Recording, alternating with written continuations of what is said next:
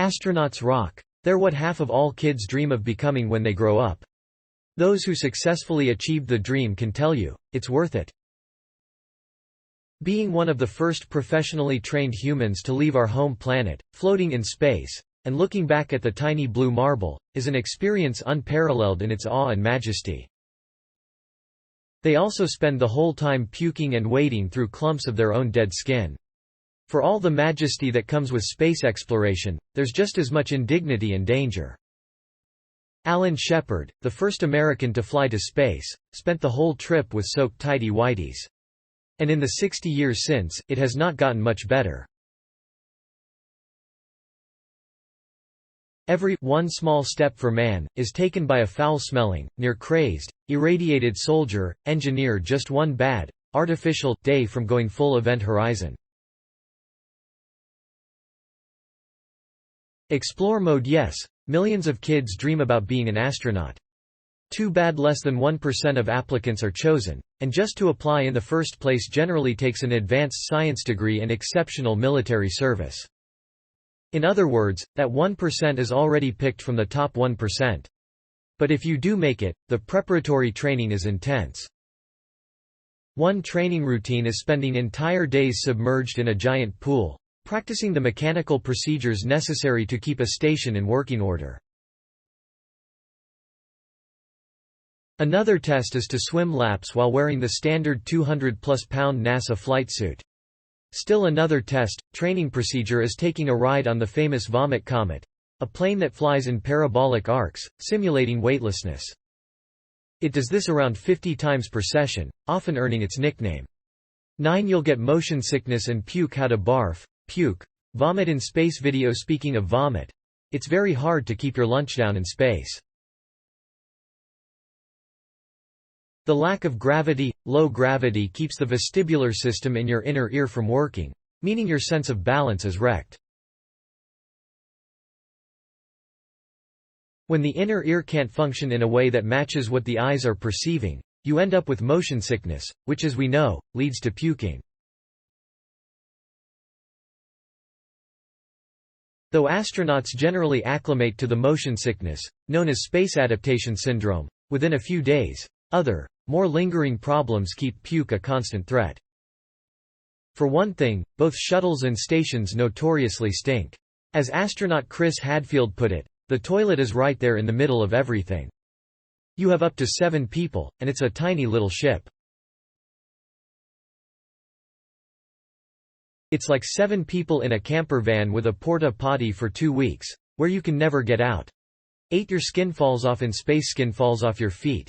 Literally. Video. When asked what the grossest thing about living in space is, ESA astronaut Time Peak responded, watching the soles of yo. After a few weeks, astronauts have to take care removing their socks, lest they unleash a shower of dead skin flakes ejected into the cabin.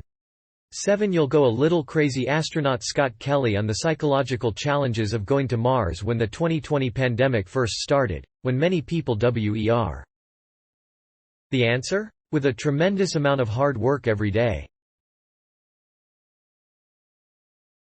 Astronauts report struggling with the lack of quality sleep. See below. Isolation, loneliness, depression, anxiety, stress, fatigue, mood swings, called emotional lability, concentration deficits, and even PTSD. It's just plain hard to work a full day in which any failure can mean death. Then go to bed without your loved ones, not sleep, and repeat the same thing over and over, perhaps hundreds of times in a row. 6. You might go deaf. One of the most detailed ISS tour. Wait. That's impossible, you say. Space is a vacuum. Without air to vibrate, there's no sound.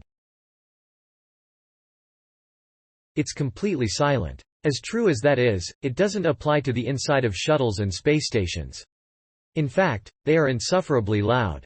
Even the living quarters on the ISS, far from the scientific instrumentation at the heart of the operation, can be up to 75 decibels. The CDC warns that prolonged noises over 70 decibels can damage hearing.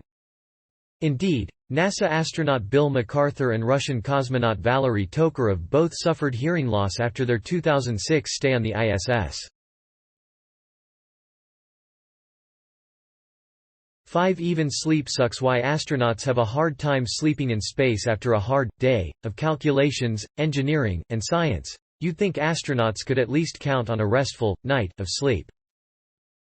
For another, there are the flashing lights astronauts see, even when their eyes are closed, thought to be caused by cosmic rays passing through their eyelids. 4. The constant radiation. Space radiation is risky business for the human body. Here on Earth, our atmosphere and our magnetic shield team up to shield us from the vast majority of cosmic radiation that comes our way.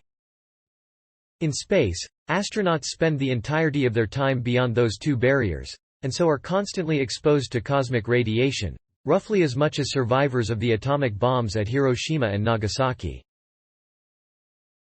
Astronauts face up to 2000 millisieverts. The unit measuring biological damage is caused by ionizing radiation, due to constant bombardment with high-energy protons and ions.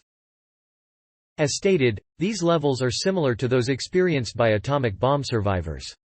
Studies have suggested strong links between this radiation and multiple types of leukemia and lymphoma. NASA, for its part, has been continually re-evaluating ways to limit exposure, including shortening ISS stays by the more at-risk astronauts.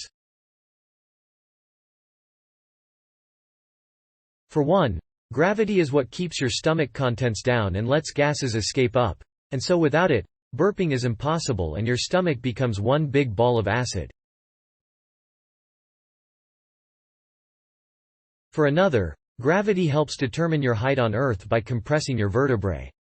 Without it, astronauts literally grow taller in space. Their spine stretches out from the lack of compression in as little as a few hours. Once returned to Earth, the spine recompresses just as quickly. As Korean astronaut So Yeon-yi put it, both experiences were super painful. I gained an inch in space over the course of 3 hours and shrank when I returned in the same short period of time. My back pain was crazy severe. No, seriously, it really needs gravity. How space exploration affects astronauts' bones. Not to beat a dead, floating horse, but your body really needs gravity. It's not just cosmetic and superficial changes that the loss of gravity can induce, but serious issues affecting the muscles, blood, and bones. Without gravity to assist it, blood flow in astronauts is out of whack and sometimes even flows backward. While most of the time, this just leads to puffy, reddened faces and weaker legs, it has at least twice led to blood clots in jugular veins, which could have easily been fatal. In addition, muscles suffer both from the lack of circulation and lack of use. Astronauts are forced to exercise constantly to keep their muscles from atrophying and, even then, have to go through 1 to 2 month reconditioning programs upon returning. This is also true for bones, which depend on gravity like muscles do, as astronauts are much more likely to get osteoporosis while in space.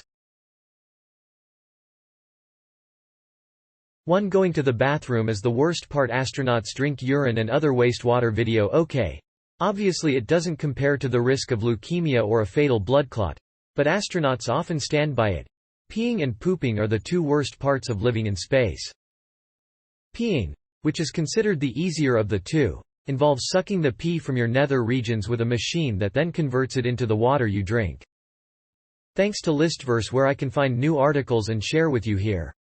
Source link is in description. Go and check it out.